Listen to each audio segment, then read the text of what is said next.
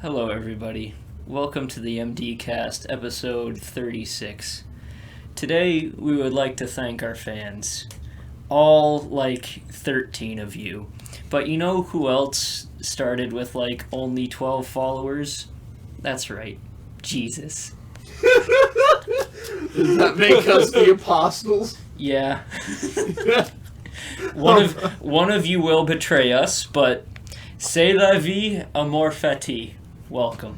It's gonna be me.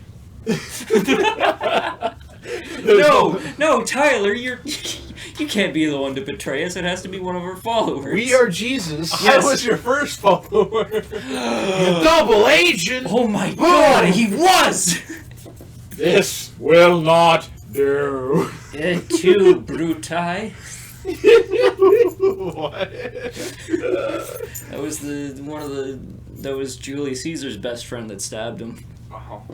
Oh, I thought that was the entirety of the Senate. Well, yeah, but the fucking Brutus was there too. Oh, okay. He initiated the stabbing. Yes, he was the first stabber. Judas. You're Judas. You made me this. You sold us out to take a bath. After eating that jerk chicken, I would. Yeah, today's the torture episode. Fuck, how do I even explain this? We arrived here and Eric pulled out a fresh, tall bottle of Fireball, which he commanded would be our drink for the night. We actually... Did you guys bring other drinks? No, because I don't have any other drinks. I'll say this now. The Fireball hasn't been that bad because we have a great mix called Canada Dry Ginger Ale. Yeah, Eric seemed to be having a bad time with it. We're just I have fucking Vietnam flashbacks with Fireball. I don't know why I picked this. Because, and I quote, we need to get drunk and we need to do it fast. That's true. But, Fireball, a pleasant experience. Give far. it an hour. It's been an hour. But we began consuming our Fireball with a side of movie 42, which is fuck you. That's a movie. We'll talk about that maybe in a minute or two. Yeah. And then we came in here, and Eric decided to share with us his mighty hot sauce soup recipe.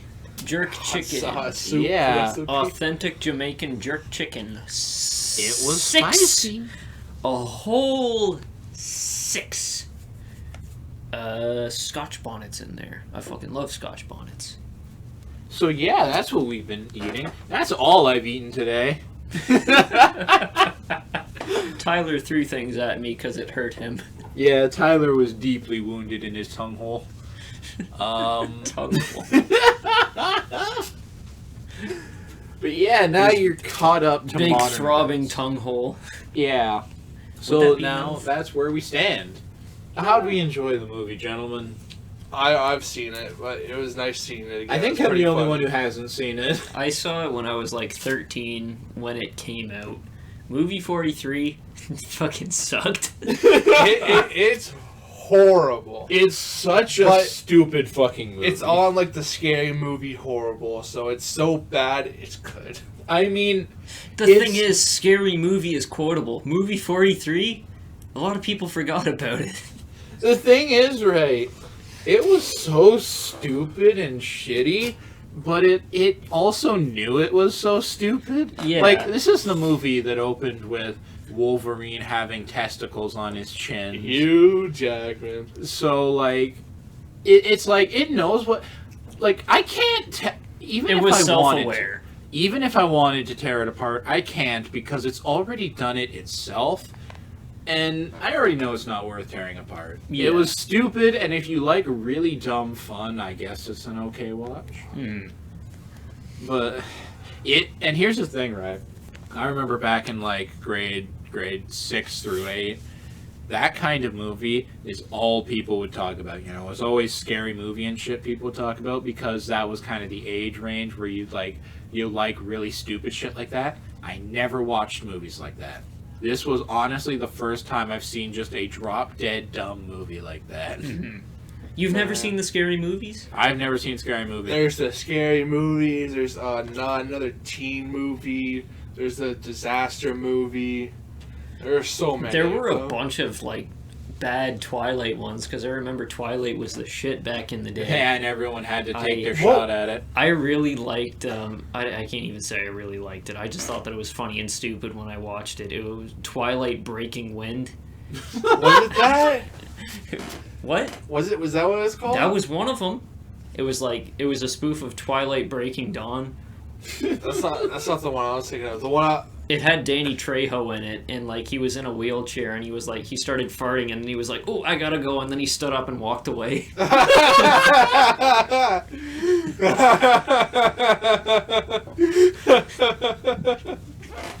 Oh, that was a funny movie. Certified hood classic. Yeah, honestly, I never watched movies like that. Because they're so horrible. Like the one I mentioned. Well, yeah, exactly. The disaster movie. God, was it fucking horrible. It literally had, like, fucking cracked out Alvin and the Chipmunks in it. And they had, like, a fucking dance battle against, like, the main people of the fucking movie. Uh-huh. Fucking Spice Girls made an appearance. You see fucking Iron Man get crushed by a cow. They fucking spoofed Wanted in that too, where it's like you can curve the bullets to where you want them to go, and then the guy just shot a dude with a guitar. Yeah. Fucking Michael Jackson wasn't in it, but they obviously spoofed Michael Jackson with the whole monkey thing. Oh my god! In the I can't remember which Scary Movie it was, but in the one because they were spoofing Signs, and then where the girl's about to get abducted by the alien, they make it so that it's Michael Jackson. That would be Scary Movie 3. Imagine if they tried to like do Michael Jackson like that now.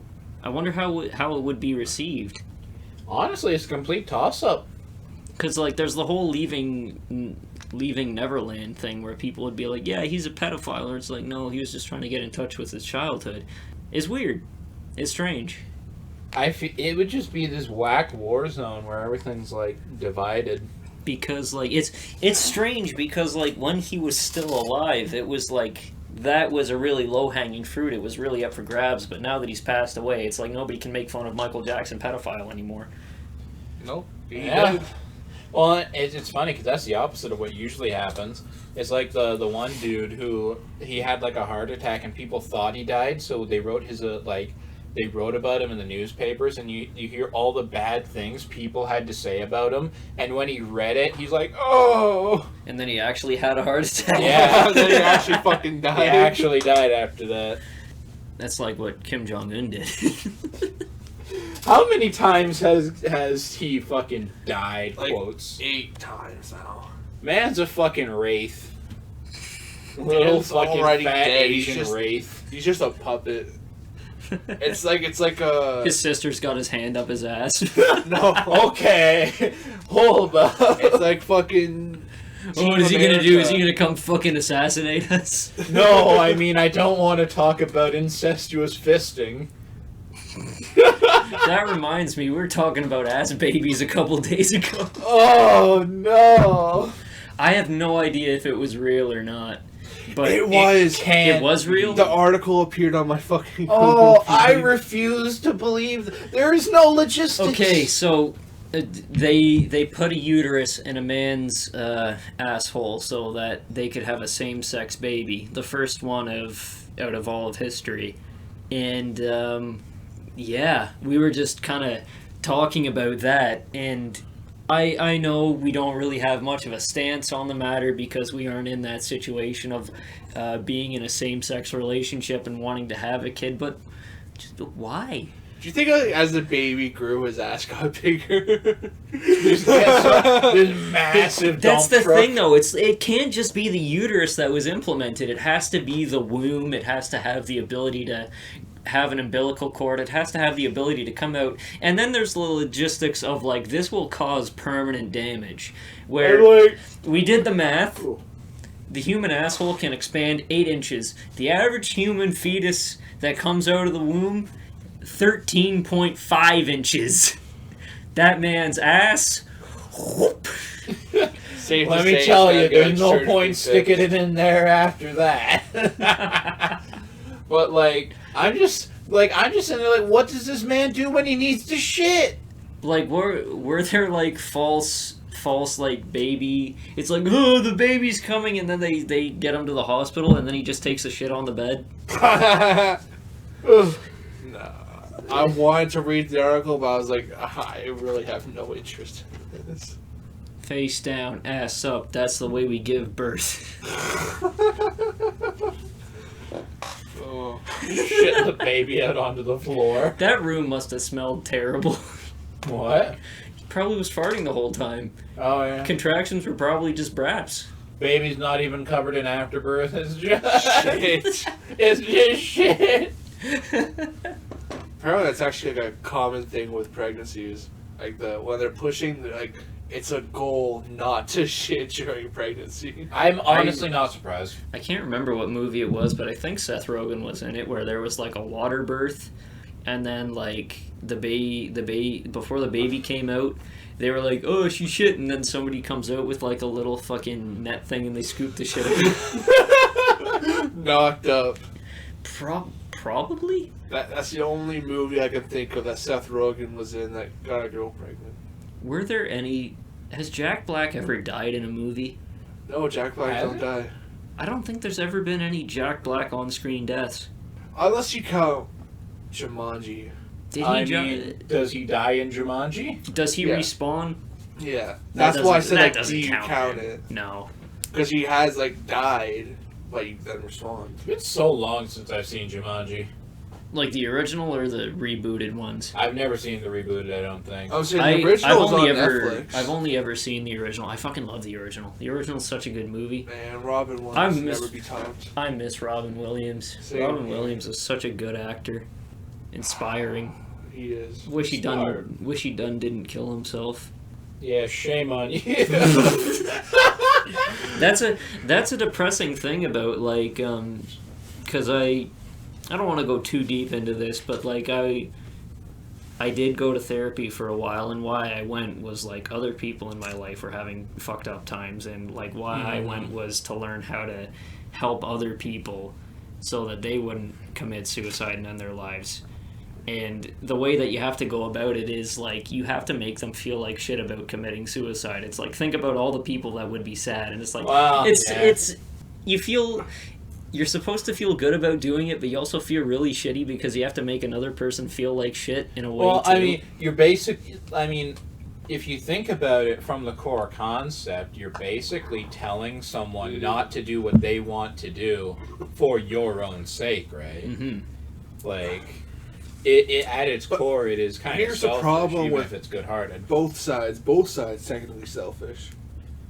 Oh, yeah. Yeah. And everyone's selfish when you get down to it.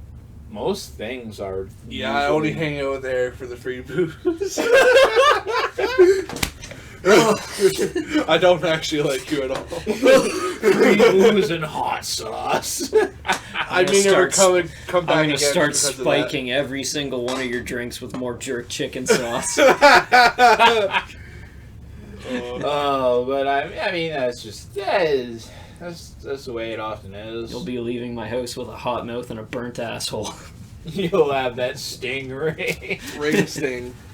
Oh, I'm sorry. Did I mistake the term for a burnt asshole?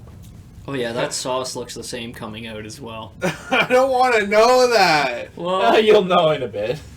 Yeah. I didn't have that much. It's just that powerful. It fucking mass produces in my fucking gut. That stuff's so easy to make too. Just a blender. Ooh, so good. All you need. So fucking good. I never talked about going on the fishing resort on the podcast, did I? I don't think You mentioned that you went to one, I think. So, a couple weeks ago, I went to a fishing resort with my family because my dad and my little brother really like fishing, and I just kind of went along with it too because it's we're going in the middle of the week, so you can book some time off work if you want. And it's time off work? Why, yes, I would love to. So we went, and they call it a fishing resort, but it's just a rented cottage on a lake. Mm-hmm. And the guy that we rented from, he owned a bunch of cottages in that little area, and he let us use his boat. And he's like, engine's really simple to work. So he gets in the boat, he like turns it on. It takes him like 5 minutes, which is a long time to start a boat engine, because he's like, oh, you just gotta fiddle around with it for a little bit. And yeah, totally. Engine starts. We go out pretty far, because it's like the best fish are on the other side of that island there, which is like fucking probably a few kilometers away from where we went. Way out there. Oh yeah, pretty far. And we stopped we turned the engine off, because it's like, if we have the engine on, the fish aren't gonna come. I was just kind of sitting there chilling, because I'm not a big fisherman. I cast it out a couple times. It's like, I caught some little sunfish and whatnot. Yep. And then I was like, I'm just gonna chill with the dog, because we brought our dog along with us. And must have been a fun time. my mom was just kind of sitting there taking pictures, and my dad and my brother were fishing. Time to go comes around. Engine doesn't start. Start rowing. So it was a fairly big boat as well. So, and there were only 2 paddles, and if like 2 people were paddling, one would be like outpowering the other, and then you would just be going in circles. Yeah. So we had it so that my dad and myself were exchanging paddling, and then the other one would be lifting the engine up out of the water, because the engine was like really slowing us down with a bunch of drag and stuff. So we got into the rhythm of, I was just holding the engine up for probably about 2 hours straight while my dad was rowing. That just reminds me of my own fucking time at my grandparents' cottage, which I might have told this before, or I might have told it on the podcast, I'm not sure. But it was basically, my grandparents have a cottage out by a lake, and of course we go, and my uncle, hops in boats, like, let's go out, let's do some fishing and stuff. We go out, driving around, and when we come back, it's like nightfall, it's dark out, and it's like, well, we should be able to get back all right, so long as we don't hit any rocks. And as we're going, you just hear, blah, blah, blah, blah, blah, blah, blah. It's like, what's that? We have hit rocks. We're about to drown. Oh, no. Like, we wound up getting back just fine. But the next morning, I get up and I just see my grandpa yelling at my uncle, and I see on the table is this battered and destroyed boat motor. He's like, "What the fuck did you do?" Like, there were some rocks. What can I say? It was a treat, a good time. But the best part was, like, my mom and my brother were freaking out, because ever the pessimists that they are, me and my dad are a little bit more optimistic when it comes to these kind of situations. So I started yelling sea shanties. That's what you got to do in out just to There stop. she blows, you gotta kick your mom. Just to stop the insanity from setting in, because I'm holding up a 200-pound motor with just my 2 arms and my foot bracing it. What do we do with the drunken? That's what I did the whole time. And then eventually because the wind was blowing too, so we went in a big circle to get back to the cottage as well. So we get back, and my parents are really trying to hold in their rage with the guy. It's like, you said that it would be easy to start, and he's like, well, it is. He gets in the boat, he presses like 3 buttons, and it's like, see, it turns on. And then after a bit, we're like, okay, we need to get drunk now, or else this is a bad vacation. Respectable. So we get decently drunk, and then the fucking guy that rented us the boat came over, and he starts talking about politics, and I'm just kind of fucking with him too, because he's talking about conspiracy theories, and he's like, fucking Justin Trudeau's mom was part of MK Ultra and shit, and I'm like, no, she was Fidel Castro's wife, And he's like, no, there's no feasible evidence for that. And it's like, the moon landing was fake. And then I actually told him, you believe in the moon landing? You even think there's a moon? You probably made him way worse now. I hope so. And he was like, Justin Trudeau wants to take our fucking guns, well, I'll hand it to him barrel first. Fuck that guy. This guy, oh my god, he reeked of pot the whole time, too. I was really hoping you would bring some over or something, but it is what it is. Can't trust anyone nowadays, you know? Yeah, especially not the fucking politicians. According to that fucking guy. Here's a topic. Aliens. You guys believe in them?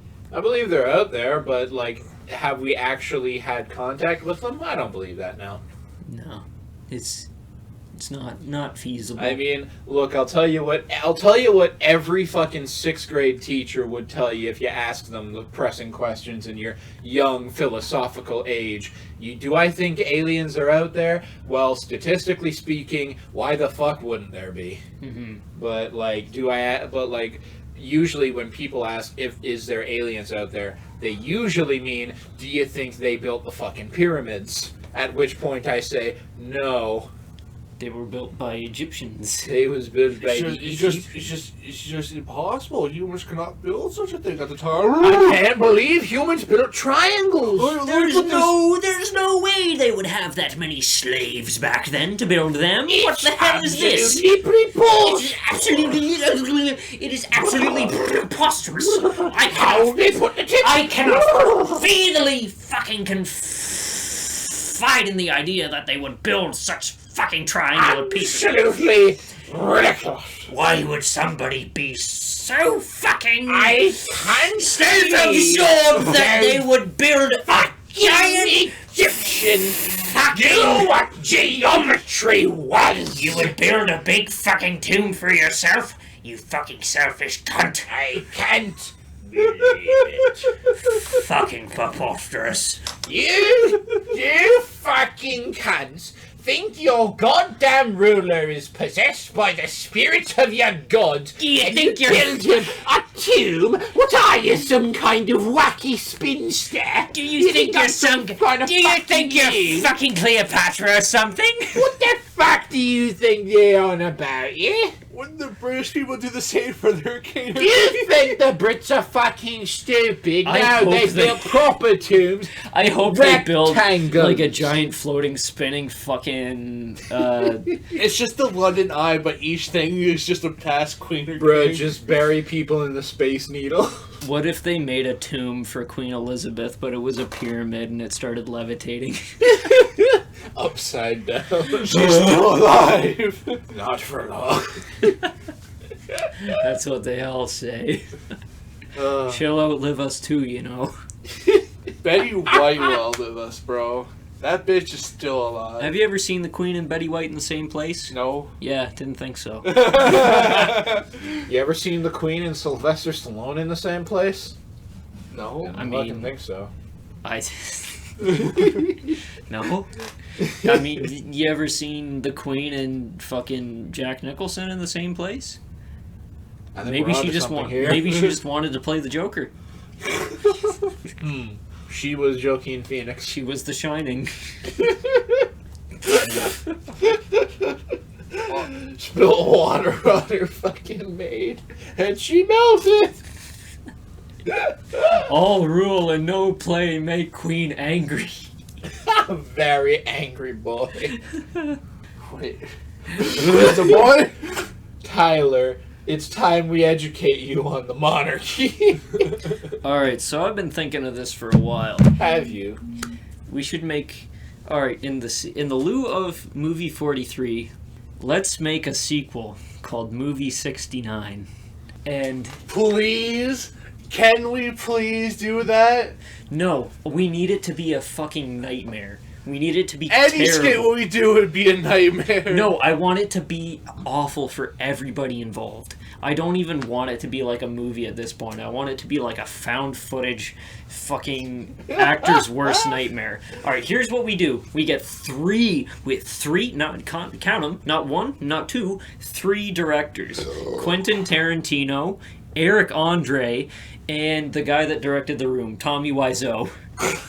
we have them just butting heads the whole time, and we go to every single one of them and say, okay, no, we know these other two guys are lackeys. They aren't really contributing a lot. You're the backbone of this. Anything that they put out, then we're just going to cut it from the movie. It's just your stuff now. You just got to kind of like pretend to collab with them, and like that'll be it. But anytime they have something that isn't collabed, we cut it. And I've had these ideas for so long. I've been thinking of this for so fucking long. What we're going to do, we're going to get a bunch of A-list actors. We're going to tell them this is your breakout role. All right, you were in The Dark Knight or something? No, that ain't shit. That was nothing. That was fucking a stepping stone to movie 69. All right, Kristen Bale. You know how you like doing your fucking body morph shit? You were in Vice. You played Dick Cheney. We need you to get fat again. We need you to get really fat. And we tell them, okay, we're gonna start doing your lines a little bit later. For now, can you just give me a coffee? We just have him be our intern the whole fucking time. And when he finally breaks down, that's when we'll start filming, and then we'll just put that in the film. And then we need fat Tom Cruise. We do. Fat Tom Cruise. And he needs to reenact the scene from Tropic Thunder. Yes, but we need to like cut all of his lines and then just put fart sounds over it. It just reminds me of the ending sequence from Hotel Transylvania where Dracula raps or whatever, but they replace it just with constant fart sound effects. And another thing I want to do, I want to have it so that like we have some A-list actors. Like we get I can't remember who played Frodo from Fellowship of the Ring and Lord of the Rings and shit. Oh, I know his name, but I'm forgetting it. Anyway, that's not Wood. Elijah Wood. We get Elijah Wood, and then we get Tobey Maguire. Yeah, Tobey Maguire. We get them to film like a face-off spoof because they look like almost the same person. And then we have it so that it's like a big, incredible monologue. We get like a bunch of like A-list writers on it where they all collab and they make like the best piece of fucking literature out there. And they're just rhyming shit off to each other. And like right when it gets to the hook, like it's playing some like inspirational music, we start playing Pots and Pans over it. Where it's like people like ting ting ting. It's just us. And like you can tell that it gets to the peak because even the actors are like crying when they're like saying the lines off to each other. And it's like when the movie comes out, it's like, man, that movie was shit. That was garbage. But that scene where they were talking to each other, that was like the part that made the movie. It's just we don't have the rest of it. And like we're in the commercials, it's like we come out like a year later. It's like, hey, we know we kind of dropped the ball with movie 69, but if you buy the disc, it'll have subtitles for that scene, and everyone's like, yes, we can get it. And then people would have already read their lips, though. That's true. They could try. What if we had it so that their backs were turned to each other? Just fucking facing away from the camera. Yeah! Or like when one of them's talking, it's just the camera's at their back and you see the other person like tearing up or something. Just an over-the-shoulder shot the whole time. And then, like, the disc movie comes out, and then it gets to they skip the entire movie just to get to that point to read the subtitles, and then when it gets to the subtitles, it just says pots and pans clanging. Oh. That's when Eric has to come in with a big-ass barbell. And just get like full-on Travis Scott. No clang! Honestly, that stupid tirade reminds me of last night, what I had dreamed. Oh, you dreamed? Yes. First of all, I had a fuck dream last night. Hell yeah. First of all, I woke up at one point and went to go take a piss, go into the bathroom. So I check my phone for some reason, and I see I have one missed call by a number I don't recognize. So it's whatever. Here's the thing. When I went back to bed, I had one of those dreams that feels really real, and I thought it was a memory I was having, where I was with you guys, and you're like, let's post your phone number online. And you post my phone number online and just say, call me, heart. And I sit there, I'm like, you fucking assholes. Little did you know, we actually did that. Eric and I made a whole Tinder. Yeah, it was only one call because we don't have any followers. But I fucking had another dream where I was watching a sequel to Hellboy that didn't exist while reading a book. And that was the entire dream. I was reading a book, and then occasionally I would look up to watch this Hellboy series. And I remember looking up at one point where Hellboy's sitting there, like, against a wall, like he just got the shit kicked out of him or something, and villain dude's like, I'm gonna cut you with this, and most people scream in agony before they die to the poison. So he goes to cut him with it, and cameras, so you can't see where he cuts. He slices him, like, ah! And Hellboy fucking he starts laughing, and he holds up his hand, he's missing like 3 of his fingers, and he's like, ha ha ha, didn't feel a thing. And the villain gets so perplexed, he's like, oh, well, I'll show you, and breathes fire in his face. And Hellboy sits there for a solid, minute going, oh! And he starts laughing. He's like, ha, I'm fireproof. It's kind of Hellboy. And I'm sitting there like, this is a stupid movie. And then I woke up. And that was my dream. And then I woke up and said, I kind of want to go back to bed. But then I realized it's an hour until I come out here and watch a movie for real. So I got up. So what was your dream, Tyler? It was just really fucking weird because it was like a in real life kind of scenario where it was honestly me going over to a friend's house, like all of us hanging out, and it turns out there was a party going on. It was like, oh hey, like a big gift party, everyone's getting gifts and some shit. I pull out my phone, I immediately open up fucking Duel Links, like the Yu-Gi-Oh game. And my aunt's like, oh yeah, I got some cool cards for you. Look at your fucking Duel Links thing. And it was pissing me off because, like, I woke up angry. You didn't have your cards? Because it wouldn't let me sign into my fucking account on my phone in my dream. So I could actually receive the fucking cards. And they're like legendary cards as well. Damn, your aunt fucked you. Those are some of the worst dreams where, like, you have a dream that you get something that you really want, and then you fucking wake up and have to exist without that thing you wanted. Yeah. I do that all the time. Usually love. I usually die in my dream. Hey, it's no Simp September. That's what you get. That's fair, I deserve that. I was fucking punched right in your pocket. Wallet, my money. Oh yeah, Kyle, have you measured your fucking dick yet? Where is it? I threw it at you. Okay. Yeah. You have? Yeah. Just in case you fucking ask again. Next time you're gonna go to the bathroom, I'm like, Kyle, take this. What? As if I get a fucking stiffy while I'm taking a pissy? Well, you gotta shake it around a little bit. You don't get hard instantly? What? Am I the only one? I mean, if I even thinking about getting a boner, it's like, oh no, I'm gonna get a boner. And then you just shrink it back up?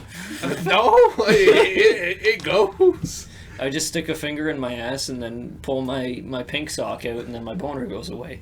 But I mean, judging by a very suspect and very cringy Google search, I am above average. Hey! Yeah! Woo! We're all the above average club. Hey! Wow, a bunch of dumbass white guys sitting in a basement measuring their dicks. We aren't doing it at the same time. Well, yeah. That's the thing that fucking happened. I'm happy about that, I'll be honest. I'm very... average gang, come on, three-way high five! Woo! Get over here, fucking Kyle! Never do a three-man high five, it doesn't work. It don't matter, it's the principle. We gotta do cock bumps next. Just fucking bumping balls. We gotta do Get some swing! Woo! We gotta do a thing where two men go in the bathroom. Person with the smaller dick has to come out. Just to prove who has the biggest dick. Fucking compare dicks. How do you account for the curve? Are you trying to say something? No.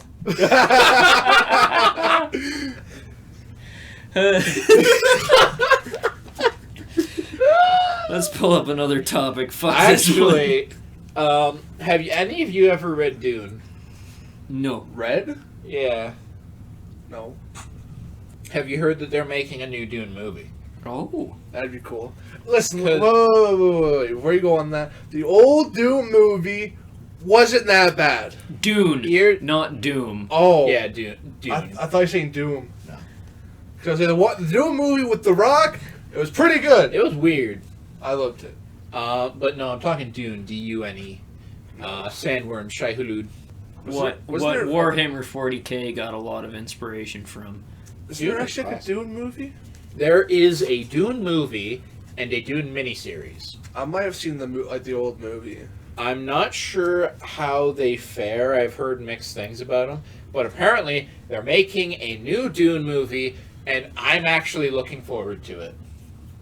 Because I'm interested to see what they'll actually do with the modern effects to make it happen. And the thing is, here's the thing though.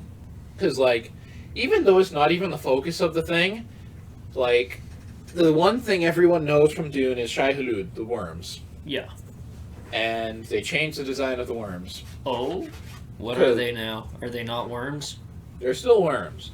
The thing is, right, you look at the official artwork on, like, the books and shit for the worms, they basically have their heads are kind of coming together in a cone, you know, and the cone is like lips, like 3 or 4 lips that open up, kind of flower out, and you see the teeth in them.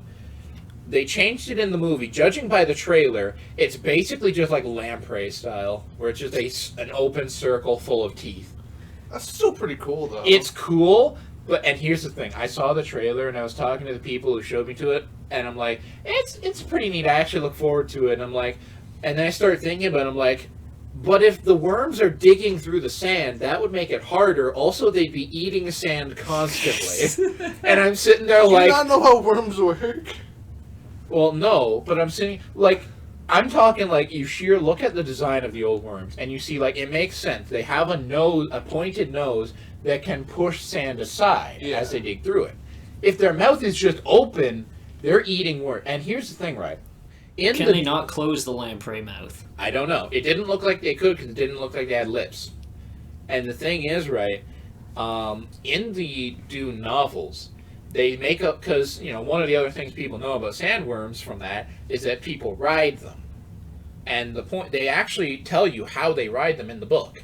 Because basically they have big hooks, and when the sandworm comes by, they hook onto it and pull back their skin, like their outer shell, so it reveals their more sensitive skin underneath. And basically, because the sand is hot and they're moving so fast through it, they basically spin so that they are not rubbing the sand against their exposed skin. And that's how they control them. The thing is, if their mouth is constantly open and their skin is constantly exposed to it, that goes against the idea. And I just started thinking about this. I'm like, I'm still looking forward to the movie, but this bothers me now. Let's just wait to see if the fucking lamprey mouth can open and close. Maybe that's like one that had like a grenade thrown in its mouth or something. I can see you don't know how big the worms are. Nope. I've never read Dune. They are massive. They swallow cities. A very big grenade. I mean, it was sci-fi. A nuke. But that's and that gets me in, because, like, the way the original Dune series worked, it was the first 3 books, I think it was, were written by the original author.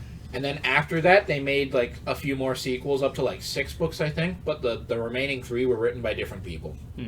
And I kind of want to go back and read the other 2 Dune books, because it was interesting. Because it wasn't all about sandworms; it was about sci-fi and weird magic word powers and spice. I would like to read it, because it's no secret I'm a big fan of Warhammer, and I know they drew a lot of inspiration from it. But there are some things in there that, like, retroactively, I can see it being very Warhammer. One thing they have is the Bene Gesserit, which is basically a sect of women who train to have the power of the voice, which basically means they can tell people to do things and brainwash them with it. Psychers. Pretty much. There's, of course, the spice and the people who have been living off the spice forever. You know, the spice must flow. Space politics, and fucking one thing that's really Warhammer is the Box of Pain. Oh. The main character is basically raised under the Bene Gesserit, despite being a dude, and he's given kind of a rite of passage by one of the elders of it, and she's like, I have a box. You will put your hand in the box. What's inside the box? Pain. She said, if you remove... She holds a fucking knife to his throat and says, if you remove your hand from the box... It's Dorn's pain glove. Pretty much. She said, if you remove your hand from the box, I will kill you. So you either endure the pain or you die. So he sticks his hand in the box, and it's just intense pain. Just shoots up through his arm, and he has to sit there and bear it. How long? 5 minutes, maybe. 40 millennia. A year. But no, that was a... It's an interesting read, and if you don't know anything about it going in, it might surprise you what it's actually based on. Because, you know, a lot of people hear Dune and they're like, desert planet, sandworms. That's what they know. That's what I knew going in. And then I'm like, intergalactic politics, weird barons with, like, trying to kill their children, and fucking weird spice shit.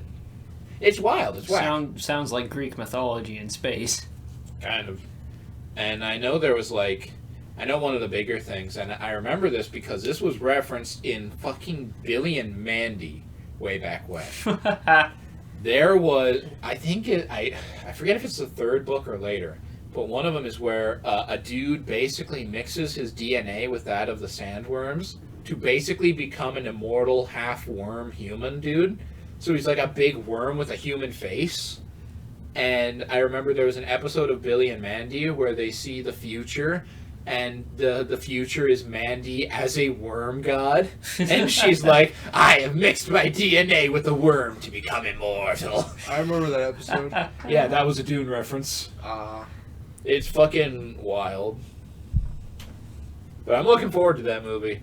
I need to read all the books before it comes out then to see. Really, if I just like the movie first or one, not. probably. Okay. But, you know. If I can cut down on lore, I will cut down on lore. I mean, here's the thing, right?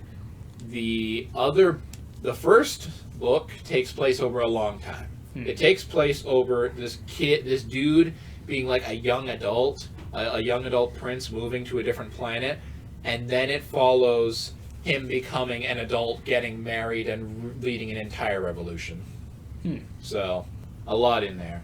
And, you know, it would be pretty fucking ballsy for a movie to cover more than just that one book, because it was pretty sizable. Yeah, that would be very ambiguous.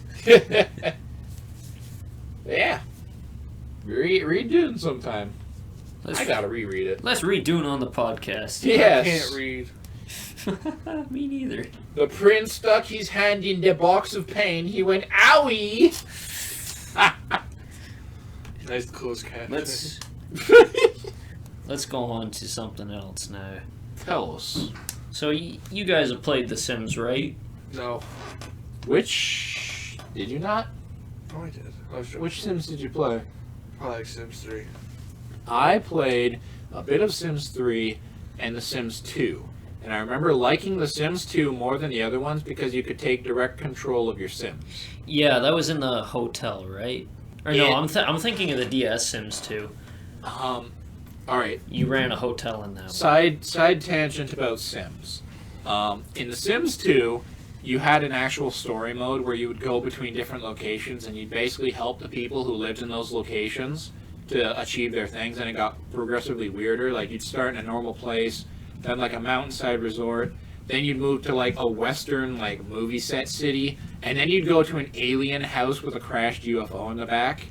It was weird, but The Sims 2 had a PSP version that was completely different, because it in and of itself was an entire story mode where you land in like an old town with like its own side quests and missions. And I remember there was one huge thing where it's like you had to fucking like there was like people scared of like a town at night, and so you'd go there at night and there's a werewolf that would run around and try to kill people. And I remember the big plot twist at the end was that the diamond, the Sims diamond, was actually a tool made by the antagonist, because it had a fucking antagonist for some reason. What the fuck? And the diamond would fly above people and control them. And so at the end... you all along were the antagonist. You were under the influence of the antagonist until you break free, and you fight the antagonist. He's tried to put the diamond over you, and you fucking move it back to him. It was that really fucking weird. little green diamond. He made that? Yeah. So all along, over all these years, the antagonist was some fucking lonely person playing The Sims all along. Yeah. Yeah. It was You all wore a stupid superhero costume. But anyway, yes, I enjoyed The Sims 2 in multiple of its iterations. Please continue. Well, now I gotta go off on mine. I can't remember exactly which Sims game it was, but it was one that was like on the DS where you took over a hotel in some backwater city, or not even city, it was more of a village, and you took over a hotel, and it's like you gradually build it up more and more. And after a while, all I did was vacuum around the place, and it's like, ooh, I got this new thing. And it was really nothing after a while. It was just nothing. I mean, that's kind of how The Sims is. Yeah, but this one became nothing very quickly. But anyway, what's I the... remember something really funny. In like the most generic Sims game where it's just controlling a family or whatnot, which is what The Sims was originally. It's just a sim. You make a simulated family and they do things. What's the weirdest or like dumbest things that you did? Yoo-hoo with the Grim Reaper. True. All right, I have a few of these, but first I'll start with a little story before I forget it. I remember talking to a person I didn't really like, and you both know him, and you don't like her either. But that's besides the point. I'm just trying to give you an idea of who it might be. I remember we were talking about whatever, and for some reason The Sims came up. And I remember she said, like, oh yeah, I played my Sims. And I'm like, oh, and we were talking about whatever. For some reason, it got into like this semi-heated argument where she's sitting there as like, well, in my Sims, my character, she sells balloons. Isn't that great? And I'm sitting there like, mine's an alien prostitute. And that shut her up. She did not talk anymore. But I think I might have been there for that. you might have been. That would have been funny if you were, because you didn't know how to respond to that, and that's good because I didn't either. But I have two interesting Sims stories. Well, not interesting. Two Sims stories. One of them was my Sim. For some reason, I made in The Sims 2. I made my character an alien. And I remember doing this with a friend, and we named him Koo. And more. Yeah. Harold and Kumar play The Sims. Play The Sims. And he was this alien. He did stupid shit. But I remember for the longest time, I made him sit around. I made a room, and it was filled with nothing but painting easels and shit like that. Oh my god, you made a paint goblin. Yeah, I did. And you know what he would paint? What? Himself. He sat in the room every day painting paintings of himself in different poses, and then he would sell them for massive amounts of cash. And then he would just sit there forever until he had to leave. And the thing is, when I got to the next location, this is when the next story happened. I tried to teach him how to cook. He didn't know how to cook. And he set the oven on fire. Because in this game, if you don't know how to cook, you have a chance to make a meal that can kill people. He killed everyone. Oh, he killed everyone multiple times. Because for some reason, the oven or the meal or something was glitched. So he made a meal that would kill you if you ate it. And then he put it on a table, and you could not pick it up, and it would never run out. So every so often, people would walk into the room, say, "Hey, smelly pizza," and they'd eat it, and they'd die on the spot. But it would never, because usually food has charges, you know, you can only eat so much of it before it disappears. It was unlimited. So someone would die, and then a little urn would appear on the floor where they're dead, and their ghost would be walking around, and you know, eventually I'd get them revived. The ghost eats the pizza. I would get them revived through some shenanigans, and then they'd go and eat it again. And everyone died repeatedly to the point where I made a graveyard out front because everyone kept dying. And and I'm sitting there like, what do I do? And I remember eventually I tried to lock off the room and I set the entire thing on fire, and people would still walk in and they'd catch on fire and start dying again. So I just had this death room, and I'm like, all right, no one's allowed in here. But that was probably the craziest Sims experience I've had. The craziest one that I had was, yes, I did make a paint goblin as well. Of course, everyone had. Everybody had a fucking paint goblin. It was profitable. It sure was. It was undeniably profitable. But when I played, I never played too much of The Sims. But when I did, I was very like I was on the straight and narrow of The Sims. I didn't want to do anything too crazy. I only ever had like 2 families and only one that I was dedicated to actually controlling, and that was the Figglehorn household when Fred was a big thing. Oh no! And I didn't know I wasn't very good at The Sims. None of us were. So I made the family, and I had it so that they had a son, and I did not know how to like make him go and socialize with other Sims because he was like, why is he so lonely? He talks to people at work. So I was like, he needs to continue the bloodline, otherwise the Figglehorn bloodline's gonna die.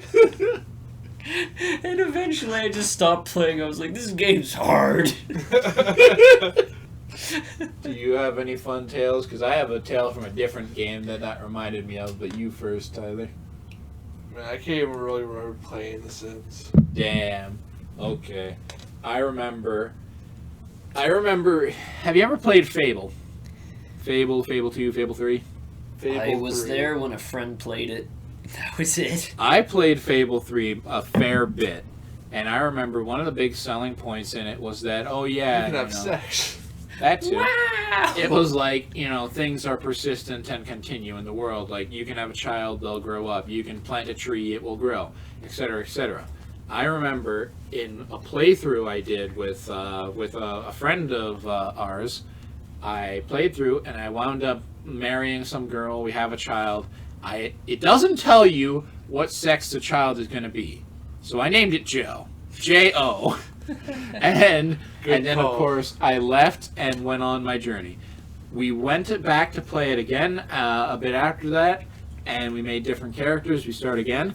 And in that same village, I see an adult woman named Joe. And I'm sitting there like, hold up. You are my daughter. What's this? And I got really fucking whack about it. And then our friend goes over and is like, I'm going to fuck your daughter. And so I'm sitting there like, you fucking stop that. And I see him like talking to her. I see her like dancing with her. You can't fuck my daughter. I'll fuck my daughter. I killed my daughter. I sit there, I'm like, you're not gonna fuck my daughter. I will kill this entire town before you fuck my daughter. And he's like, try me. I'm like, okay. I whip out my sword, and everyone died. What's the king's name in Berserk? What? What? The fucked up king who tried to fuck his daughter. Anyway, that's you. I know the daughter's name was Charlotte. I don't remember what the king was. Charlotte. I need to finish Berserk. I'm getting close. What volume are you on? I mean, close in retrospect from when I was at the beginning, like 27. Okay, so you're like halfway through. You're a little over halfway. In fact, you're fucking like 13 volumes off, so... Yeah. You're getting there. I'm getting there. I've watched some videos about Berserk recently. Like the person explored how Guts has become a different person since the beginning of Berserk, and why the Dragon Slayer sword fits Guts so well. Because the guy who I watched the video on that did like a backstory of the Dragon Slayer sword hates ultra great swords like that. Yeah. Any other character who has that kind of sword, he hates it. Because it's like, it seems like as a dumb thing, like, why does he have it? But he's absolutely madly in love with the Dragon Slayer, because as Guts progresses, the sword progresses with him. Well, and with keeping it as light on spoiler as possible, you know, the thing is, right, the entire series is a progression unto it. Because, like, you know, you see why most stories are like, oh, I use a big sword because it's best for killing enemies. You see why Guts uses the big sword. It's because he was a child and he was trained with a full-size sword. So, of course, he uses a bigger sword. He also needs every single advantage he can get. You gotta realize this is a human going up against gods. I really like that webm that either one of you sent to the group chat, where it was the kid wielding the Dragon Slayer in like so fucking it was a Renaissance thing or whatever, and like there's a girl swinging at him with like a short sword, and she has a shield. Yeah, he's just like yeah. He's got a massive sword that looks kind of like the Dragon Slayer comparative in size. And they put the fucking clang sound from the fucking 2016 Berserk anime over top of it when he fucking bonks her with it. As soon as Kyle, I think we were in a call at the time, as soon as Kyle sent that and I watched, I was like, Kyle, if I ever go LARPing, this is what I'm doing. I'm doing it.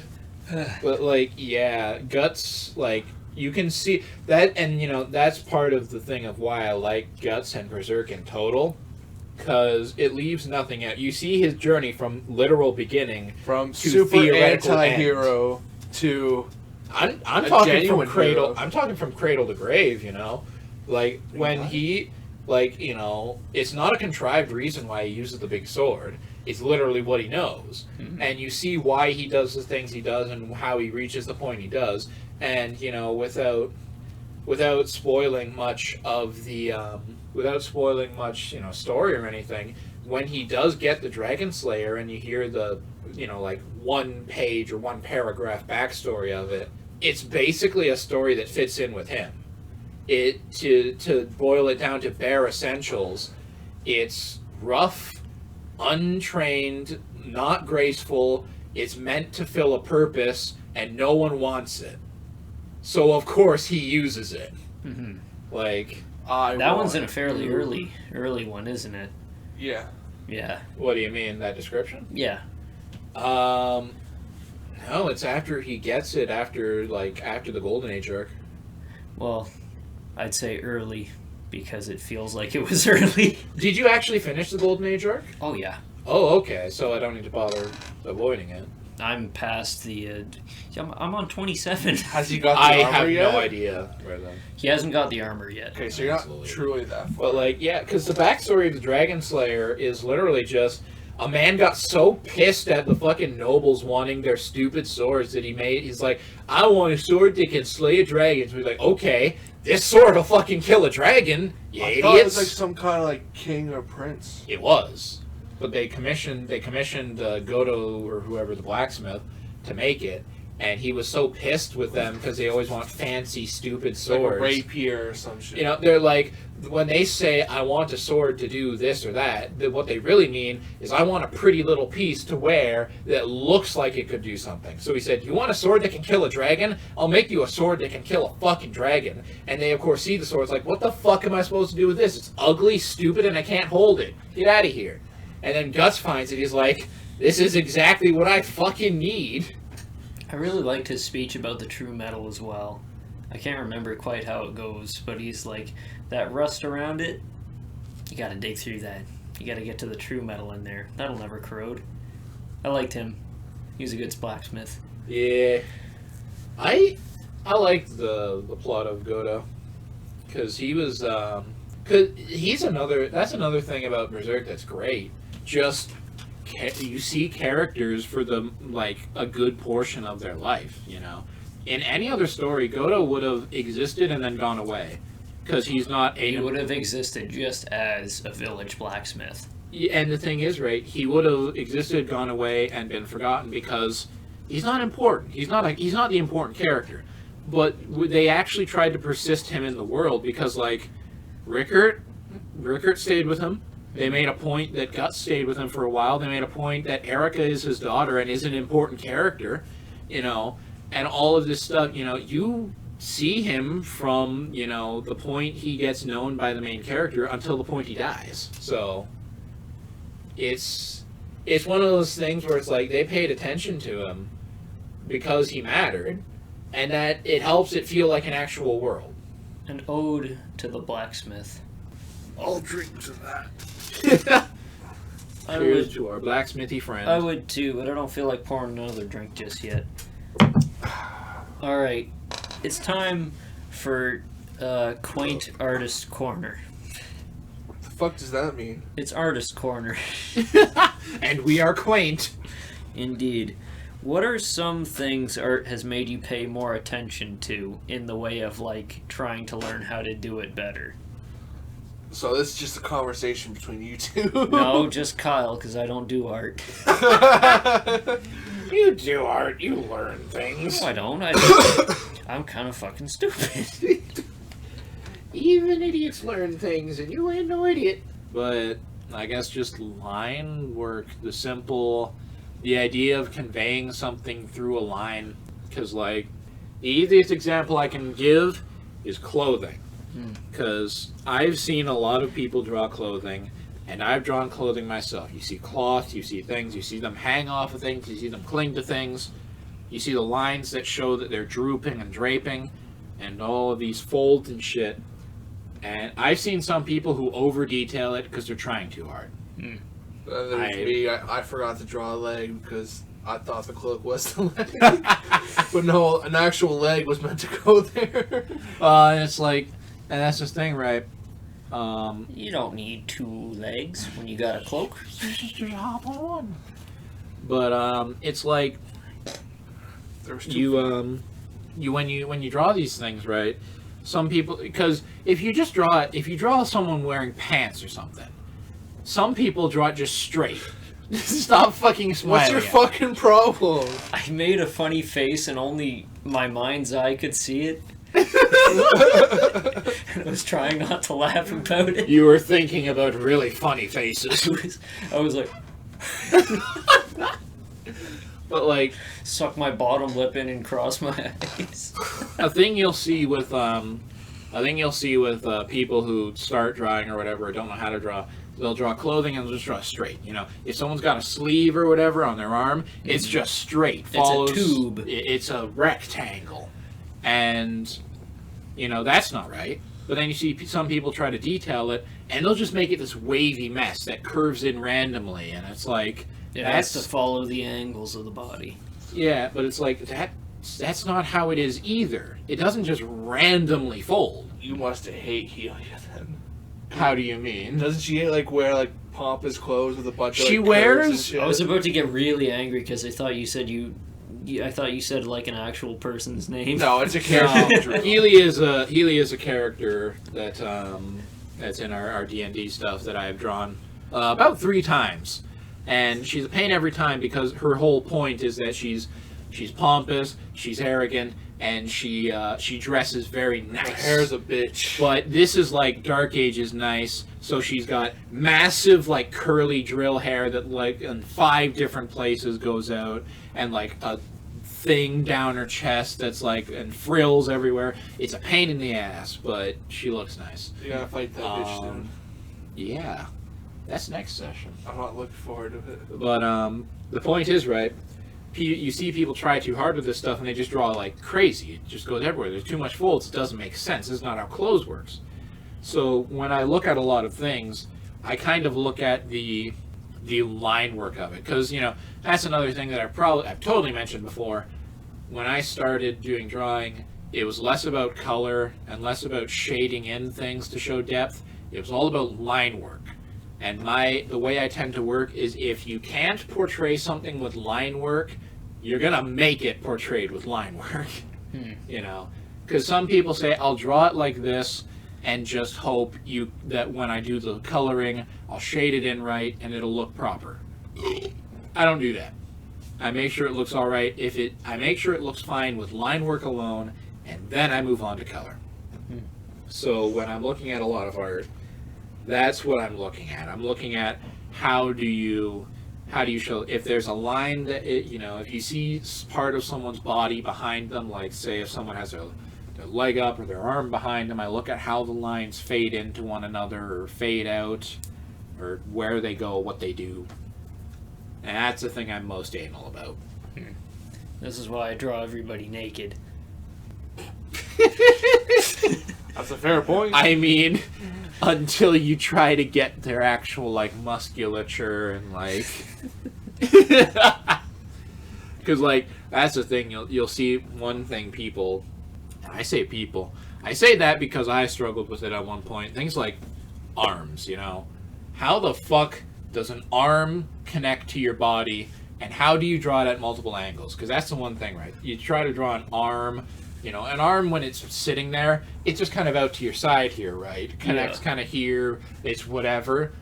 But when it's in front of you, your shoulder moves forward. When it's behind you, it moves backwards. And you got to actually account for all that to make it look right. As long as it has big boobs and a big butt, other stuff don't matter. Tyler, tell me, do you know how hard it is to draw titties? Can't be that hard, Eric does. Wow! That didn't have to fucking kill him!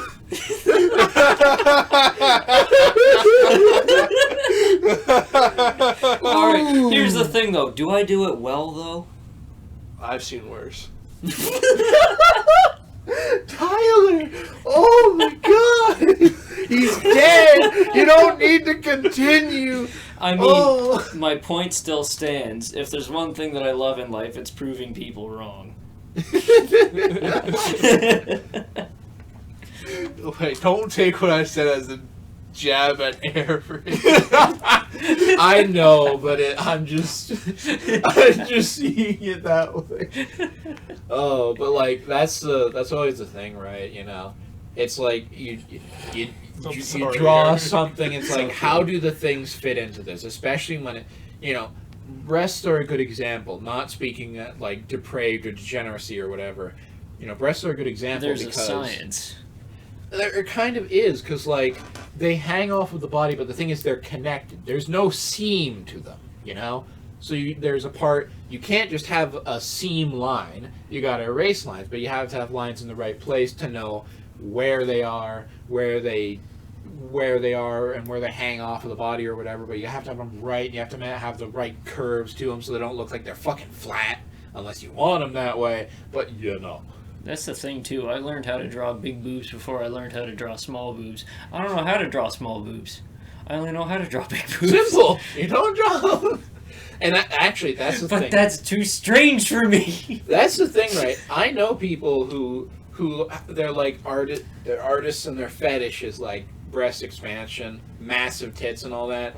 And I see them drawing massive. I'm not into that kind of stuff. There's a limit. There's a limit. I am enough to fill the hands. I am stingy about my limits with this stuff. And the thing is, like, when I try to draw a character with large breasts, say for work or not, it doesn't matter. I always feel I'm very sensible and proportionate about it. But then you see other people, it's like, oh yeah, I want to see a character with big tits. And They have it's to like, be I got you. They have to be Eclipses. hanging over their stomach. Exactly, and I'm sitting there like, That's just too big. I'm sitting there like, how do you do that? Mm-hmm. I can't do that. That level of exaggeration.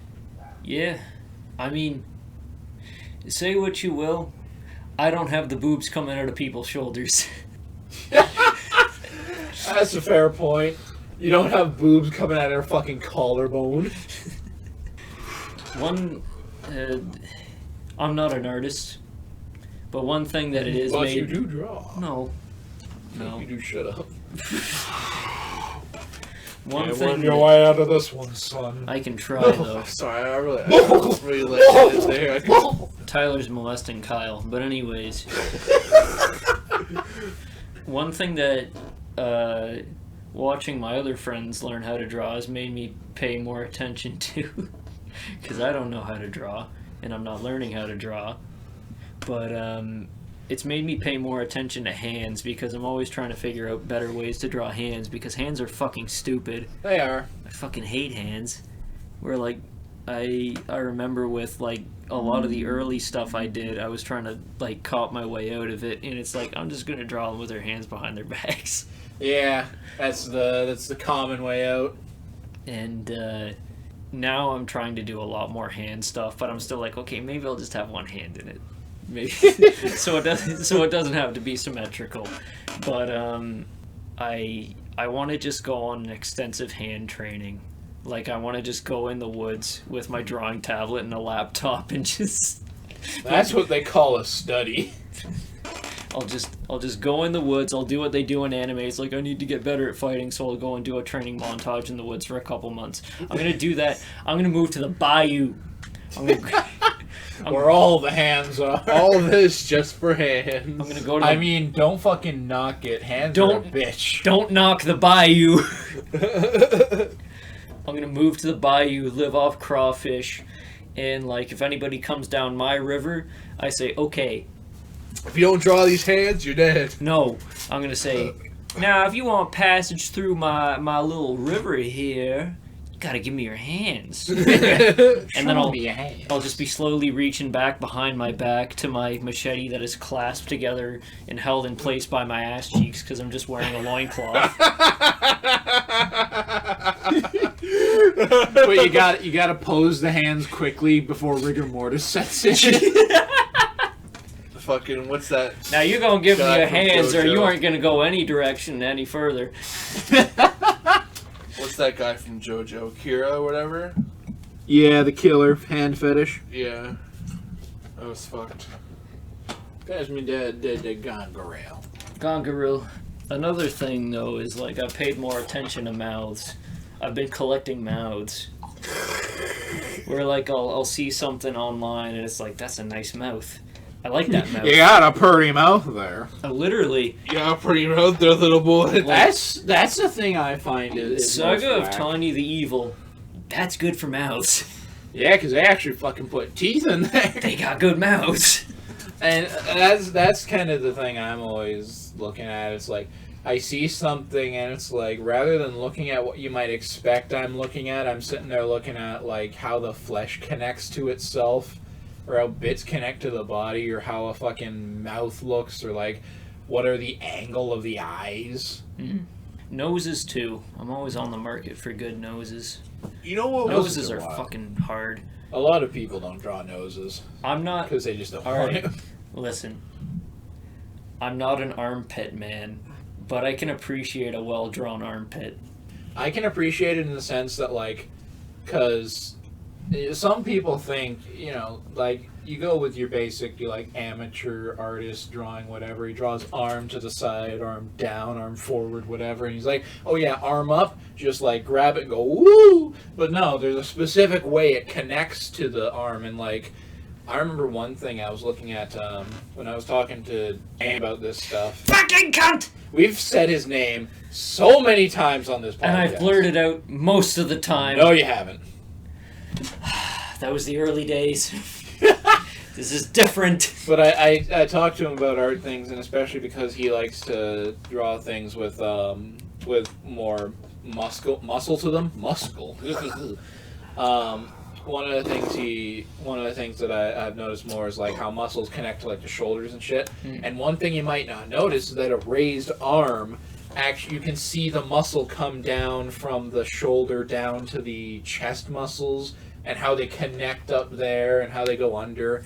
And like another thing that I noticed when looking at like old Shadman drawings, when people were criticizing them, is one thing that's like breasts and how they can connect to the armpit in a whack way that you wouldn't know unless you were looking for it, probably.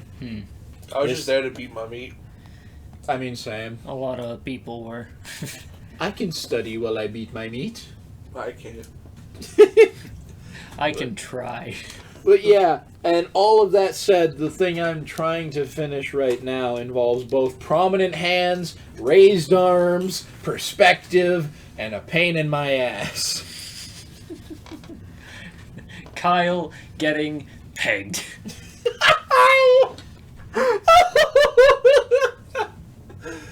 No. How far in are we? Oh, we're like an hour and 16. Starting to find my way. Time's flowing by. Time is flowing by. I do that. Alright. Has anyone noticed that I just make up music all the time? Man, I just think you're quoting songs. Yeah, that's the point. But I'm not. I'm making it up. Like, there are so many times in my life where someone will say something and I'll randomly just start singing what they just said. That's just autism. Exactly. And I just presume no one says anything, and I just presume they think I'm actually quoting a song. Sometimes I am, because I do quote songs. But a lot of the time, I'm just making it up. It's not a song. I got another thing like that, but it's far less progressive and adds to society. Like, if somebody will make a sound, or not even a person, if it's just like metal falling down onto a floor or something, like on the other side of a building, I'll try and mimic that sound. Yeah, and I'll do it audibly loud. I'll be honest, I think I have like Tourette's sometimes. Because like, I'll be watching a video and a guy will say something a certain way for the next 5 minutes, that's all I'm saying. I sometimes and everyone has to notice this. When I hear a sound, I will recreate the onomatopoeia of it just randomly. Like if I hear I've done it on the podcast. Someone's phone will buzz, and I'll just go buzz buzz, or I'll hear like a clang, and I'll go clang clang. I feel like everybody's got stuff like that. I feel they do, but I do it in like a retard. I don't know if you've noticed.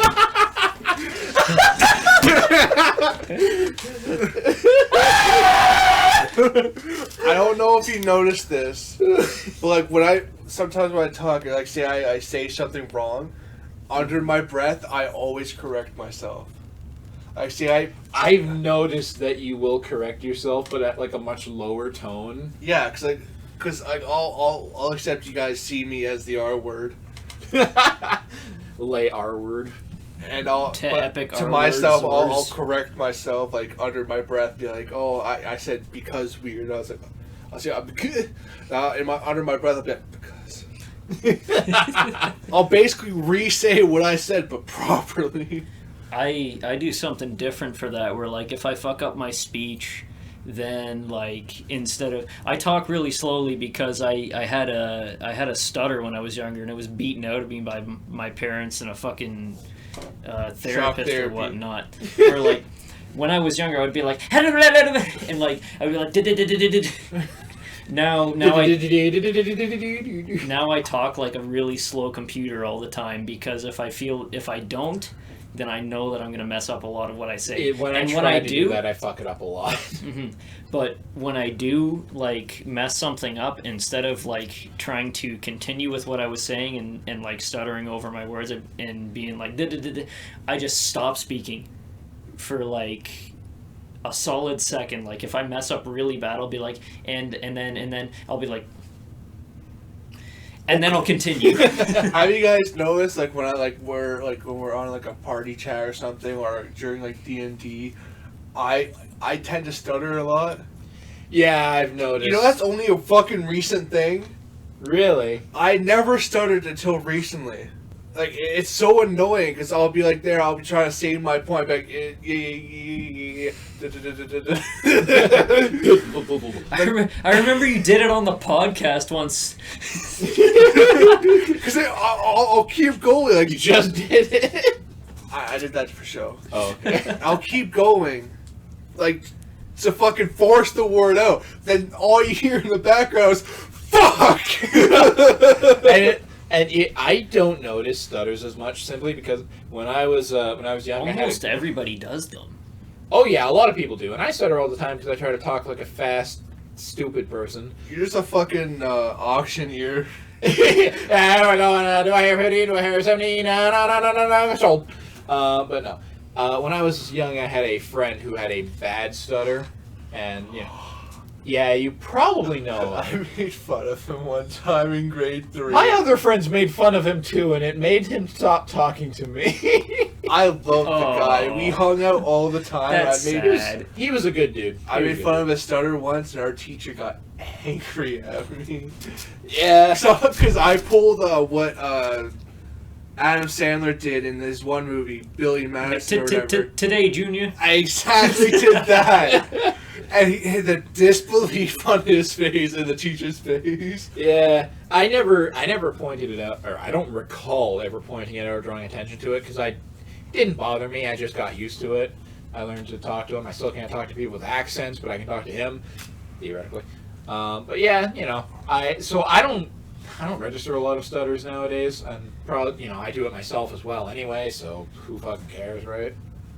My stutter's still really bad if I, like, here, I don't have to stutter that much because I know that I don't have to get a lot of stuff out there. And doesn't matter what we're saying. Yeah, I Stress don't situations. have to... during stress D&D. Stress situations, whoo, it's bad. And I hate it so much. I'm sorry. I had to say it. I said his name. I know it. You can... There you go. Now you know when to bleep it. Little sound cue right there. You fucking did it after. But anyways, what is a spike in the audio? Oh my god. Anyways, when he gets me in those like super stress situations, like last session with the whole wish thing, I was like, bro, I don't fucking care. Let's just continue. He's like, no, you gotta make a wish. You gotta make a wish. I was like, okay, these two can make the wish. He's like, okay. Okay. When it comes to stutters, though, if it's something that I know, and I know from, like, whether it be a song or something, I will not stutter, and I will almost say it as quickly as possible, and I will not mess up at all. Like, Eric just does rap right. real quick. No. Listen to this. I'm not sure how far I'll get into it because it's been a long time since I listened to it, like maybe grade 8. Epic Rap Battles of History. Which one? Steve Jobs, or no, it was Bill Gates and Steve. Yeah, Bill Gates versus. Let me just step right in. I got things to invent. I'm the innovator, baby. Change the world. Fortune 500 before you kissed a girl. I'm a pimp. You're a nerd. I'm slick. You're cheesy. Beating you was apple too easy. I picked the artist at the. See, that's how far I got. And like one thing I can say I probably got from you was fucking when I'm saying something. I'll try to say something, and then I'll fuck it up, and then I'll try to repeat it, continue to fuck it up, and then I'll just go blah, blah, blah. Yeah, you do that a lot. I do that a lot. I'll just You be got talking. that from me? Possibly, because you just make stupid fucking noises, and I just emulate them. Like, I'm sitting I've there... fucked your guys' speeches up a lot. You some have, days. honestly. Yeah. It's ever since we started talking to Eric. Bruh, I unironically say yerp. That's my fault. I do that all the time. I say But you know where you got it from? Who? Where? It was me! No. It was me, Barry! I started saying "yer," and then you turned it into "yerb." I remember when it happened. I always say "yer." I said "yer" before you said "yer." I got it from a Twitch streamer. What? Yeah, because like whenever you respond to something, you'd be like "yer." I was like, But that sounds cool. I'm gonna respond like it's just that. nowadays, whenever I fuck something up, I'll say like, Epiphany,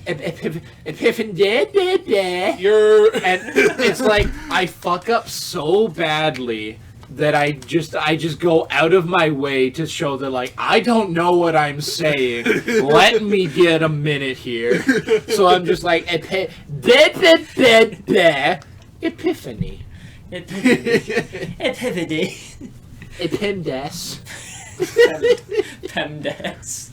We made up so many stupid fucking And words. I just remember sitting there talking to this dude, and I remember my my fucking mom comes up to tell me something, and she asked me like a yes or no question, and she goes, "Yerp, yerp," and I hear Eric start laughing, and he goes, "I'm sorry, I fucked up your speech." It was the funniest shit because all I hear is a knock on the door. It's like knock, knock, knock. Yerp!